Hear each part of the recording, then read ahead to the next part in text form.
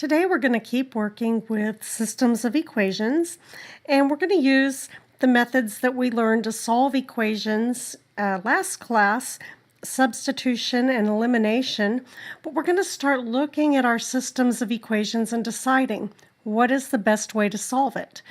Sometimes graphing is the best way, sometimes substitution, and sometimes elimination. Sometimes you can't tell which is going to be the best way, and then you pick the way you prefer, and we'll learn to manipulate one of the equations to get it for either substitution, graphing, or elimination. So that's what we're going to be doing today. Let's just start by looking at number one. So number one is a system of equations, and we need to decide, are we going to use substitution or elimination or graphing to solve this one? So when I look at number one, I can see that I've got an x variable already isolated.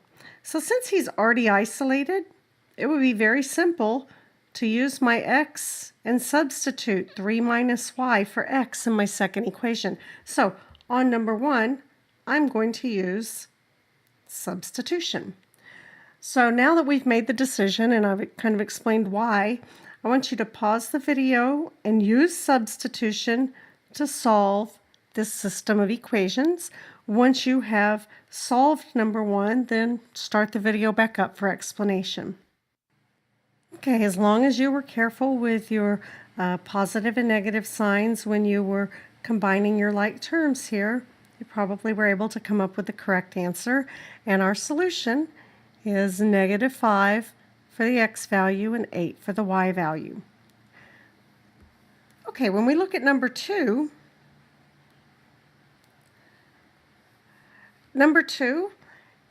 when I'm looking at it, I can see that no, nothing is isolated completely, but I do have opposite like terms. I have a -1y and a +1y. So this is a very easy candidate for elimination.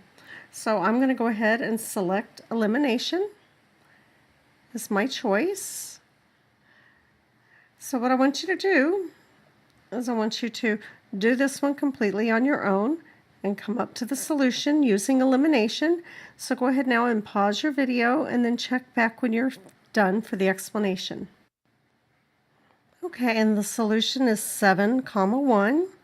Notice that I actually used the second equation when I was plugging in. You could have used the first, you would have gotten the same answer. The only reason I used the second equation is I didn't want to end up with a -y and have to divide by -1. So it was just a little bit simpler, or one less step to do. All right, so now let's go ahead and look at number three. And when we look at number three, there's really not an obvious way to go. I don't have an isolated variable. I don't have like terms lined up that will opposite like terms lined up, and I don't have both of them already in slope-intercept forms. So none of them are obvious answers. So now I'm just going to pick what I like to do best. And today I'm going to first pretend I like to do substitution best. I like them all actually. So on substitution, what I'm looking for is a term with a coefficient of 1, because that's the thing I'm going to get isolated by itself. So our very first equation, the y has a coefficient of 1. So that's the equation I'm going to get isolated for y.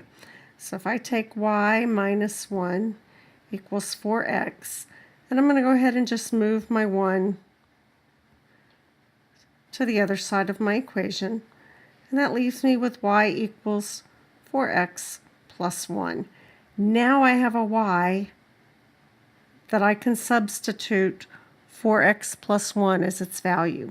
So from here, now that I've got it set up for substitution, I would like you to do the rest of the work on your own. Practice, find whatever issues you're having now.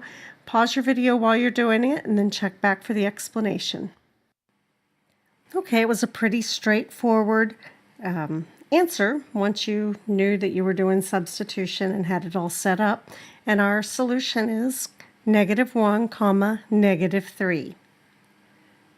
Okay, so looking at number 4, again, we don't have an obvious solution or an obvious strategy to use. So I'm going to go ahead and use elimination to show you how to manipulate an equation to get it ready for elimination. I could also look at it and go, well, hey, I love substitution.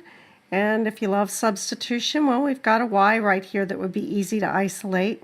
Or you could say, I love graphing. Well, it takes a little more manipulation, but you could solve this for y and solve this for y. But I think this one will be very simple to set up as elimination. So that's the way I'm going to do it.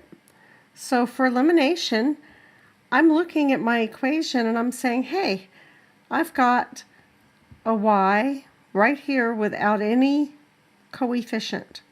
So coefficient of 1. So I'm going to go ahead and what would I need to do to that y to make it the opposite like term of the positive 2y? Well, I'd have to turn it into a negative 2y. So what I'm going to do is multiply this entire second equation by negative 2. So when I do that, I'm going to go ahead and write my first equation, 4x plus 2y equals 2. And now I'm going to write my new second equation that I've multiplied everybody by 2. So negative 2 times negative 2x is negative times negative is positive, so positive 4x. Negative 2 times y, negative times positive is negative, so negative 2y equals negative 2 times 5.